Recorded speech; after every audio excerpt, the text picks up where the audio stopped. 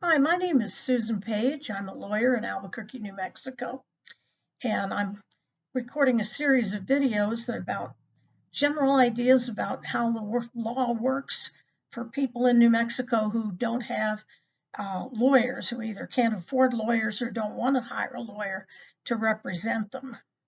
I've been recording most of these kind of from the point of view of if you're bringing something to court. I'll be doing another series about what about somebody suing you, but I'm doing the first bunch for what if you decide that the court is where you want to go to get some kind of a remedy. And the last one I recorded was about going to trial. And I said I would record another one talking about whether you want a jury or not. And that's a tough question. The main thing I can tell you is number one, it costs you more money to get a jury unless you are indigent. Indigent means that the courts have decided you can't afford to pay any of the court costs.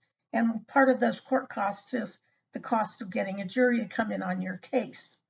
Um, I'll talk about that in another video. My bottom line is if you're getting some kind of public assistance, even if it's SNAP, otherwise known as food stamps, or WIC or something like that, and especially if you're getting something like SSI or TANF, then you will probably qualify to have a jury called in without your paying extra money.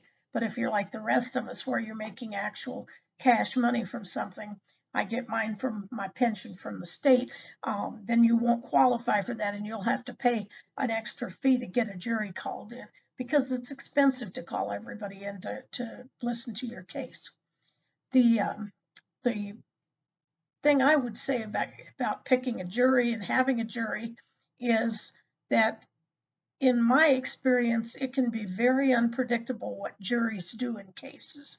And you may think, boy, I know that jurors will be so much better than a judge, but you don't know that. And it's a lot more work to try a case with a jury. So I would give that a lot of very serious thought if you're thinking that's what you want to do. And that's about the main thing I can say. The courts will be able to help you through the process of dealing with the jury. You get a chance to throw a few people off the jury just because, but you can't throw everybody off just because they're all Black or they're all Hispanic or anything like that, or all the women. You have to, have an actual reason for it. And it gets kind of complicated. And then even then you don't know for sure you're going to get someone deciding your case who will be any more fair to you and know the law and understand the case any better than the judge.